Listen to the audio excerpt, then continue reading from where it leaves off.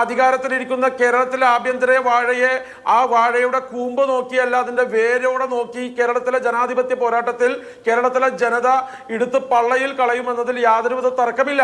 മാഫിയകൾക്കും ഗുണ്ടകൾക്കും പീഡിപ്പിക്കുന്ന ക്രിമിനൽസിനുമെല്ലാം police biryani വെച്ച് കൊടുക്കുന്നു, mutton കഴിപ്പിക്കുന്നു, അവർക്ക് മൊബൈൽ ഫോൺ ഉപയോഗിക്കാൻ കൊടുക്കുന്നു, ജയിലിൽ അവർക്ക് മദ്യം വിളമ്പുന്നു, കഞ്ചാവ് എത്തിച്ചു കൊടുക്കുന്നു.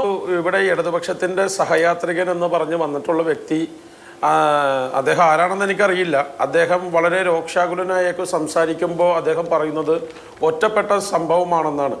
ഞാൻ ആ മനുഷ്യനോട് ചോദിക്കാൻ ആഗ്രഹിക്കുകയാണ്, തലശ്ശേരി, പിണറായി, കളിക്കവള, തൊടുപുഴ, വരാപ്പുഴ, പീരുമേട്, താനൂര്, ആലുവ, ഇരുമ്പനം, വടകര, കൊല്ലം, കുണ്ടറ മുതൽ ഇപ്പോൾ ഈ പറയുന്ന ചൊവ്വന്നൂരിലെ യൂത്ത് കോൺഗ്രസിൻ്റെ മണ്ഡലം പ്രസിഡന്റ് സുജിത്തിൻ്റെ കേസ് ഉൾപ്പെടെ ഒറ്റപ്പെട്ട സംഭവമാണോ? എത്ര ചെറുപ്പക്കാർ ഇപ്പൊ തലശ്ശേരിയിലെ കാളിമുത്ത് എന്ന ചെറുപ്പക്കാരൻ ചെയ്ത തെറ്റെന്താ? അദ്ദേഹം ജോലിക്ക് പോയി തിരികെ വന്ന് അദ്ദേഹത്തിന്റെ വൈകിട്ടുള്ള സമയത്ത് ആ ബീച്ചിൽ, തലശ്ശേരി ബീച്ചിൽ അദ്ദേഹം ഡാൻസ് കളിച്ചു.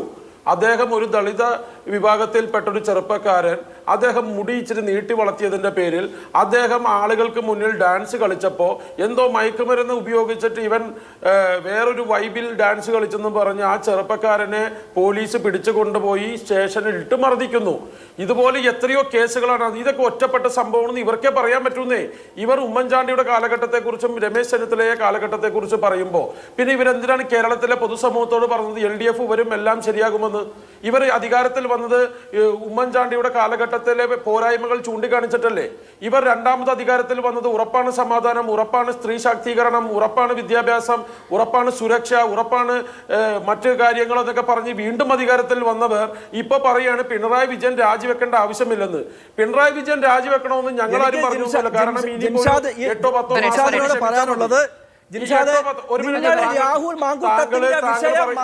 സമയത്തിൽ പറയാ സാറേ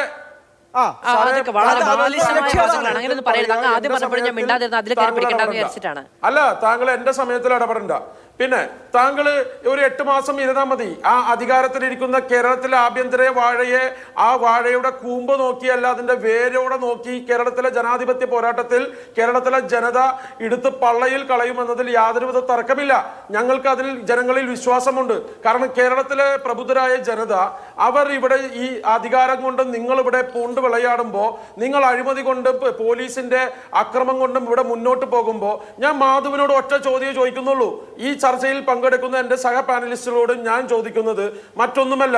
ഇപ്പോ സുജിത്ത് എന്ന ചെറുപ്പക്കാരൻ പറഞ്ഞു 45 തവണയാണ് ആ ചെറുപ്പക്കാരന്റെ ഉള്ളംകാലിൽ ലാത്തി കൊണ്ടടിച്ചത്. എന്തിനാണ് ഇവർ ഉള്ളംകാലിൽ ലാത്തി കൊണ്ടടിക്കുന്നതെന്ന് അറിയുമോ? ഇവിടെ ഡോക്ടർമാർ പറയുന്നത്, ശാസ്ത്രം പറയുന്നത് നമ്മുടെ ആന്തരിക അവയവങ്ങളുടെ സ്ഥാനത്തിന്റെ പ്രധാന ഭാഗമാണ് നമ്മുടെ ഉള്ളംകാല്.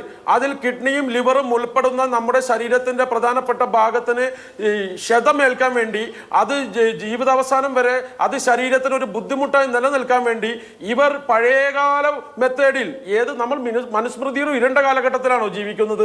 ഇവർ ലാത്തി കൊണ്ടടിക്കുന്നു. ഇനി ഞാൻ ചോദിക്കട്ടെ, ഇവിടെ പാവപ്പെട്ട ഒരു പെൺകുട്ടിയെ ക്രൂരമായി ബലാത്സംഗം ചെയ്ത് കൊലപ്പെടുത്തിയ ഗോവിന്ദചാമിയെ പോലീസ് ആക്രമിച്ചതായിട്ട് നമ്മൾ എവിടെയെങ്കിലും കേട്ടിട്ടുണ്ടോ?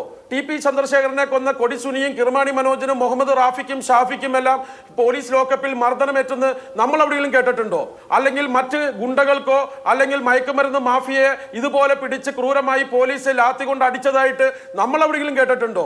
അപ്പോൾ ഇവിടെ മാഫിയകൾക്കും ഗുണ്ടകൾക്കും പീഡിപ്പിക്കുന്ന ക്രിമിനൽസിനുമെല്ലാം പോലീസ് ബിരിയാണി വെച്ച് കൊടുക്കുന്നു, മട്ടൺ കഴിപ്പിക്കുന്നു, അവർക്ക് മൊബൈൽ ഫോൺ ഉപയോഗിക്കാൻ കൊടുക്കുന്നു, ജയിലിൽ അവർക്ക് മദ്യം വിളമ്പുന്നു, കഞ്ചാവ് എത്തിച്ചു കൊടുക്കുന്നു, അവർക്ക് ചുവന്ന പരവതാനി വീതിച്ച് ഈ പിണറായി സർക്കാർ മുന്നോട്ട് പോകുമ്പോൾ ഇവിടെ സമരം ചെയ്യുന്നവർ അല്ലെങ്കിൽ പോലീസിന്റെ ഈ പ്രവർത്തനം തെറ്റായ രീതിയെ ചൂണ്ടിക്കാണിക്കുമ്പോൾ അതിനെല്ലാം ലാത്തി കൊണ്ട് ആക്രമിച്ചിട്ട് നീ ചെയ്യാൻ പറ്റുന്നത് ചെയ്യടാ എന്ന ദാർഢ്യം കാണിക്കുമ്പോൾ ഒരു കാര്യം ഞാൻ എൻ്റെ സഹപ്രവർത്തകനും മർദ്ദിച്ച പോലീസുകാരായിട്ടുള്ള ന്യൂമാനും അതുപോലെ സന്ദീപും ശശിധരനും സഞ്ജീവും ഉൾപ്പെടുന്ന പോലീസുകാരോട് പറയുന്നു, ഞങ്ങളിപ്പോ കേരളത്തിന്റെ സമരഭൂമിയിൽ സമര പോരാട്ടത്തിൽ യൂത്ത് കോൺഗ്രസ് പറയുന്നത് ഈ 4 പോലീസുകാരെ പുറത്താക്കണമെന്നാണ്. സ്ഥലം മാറ്റം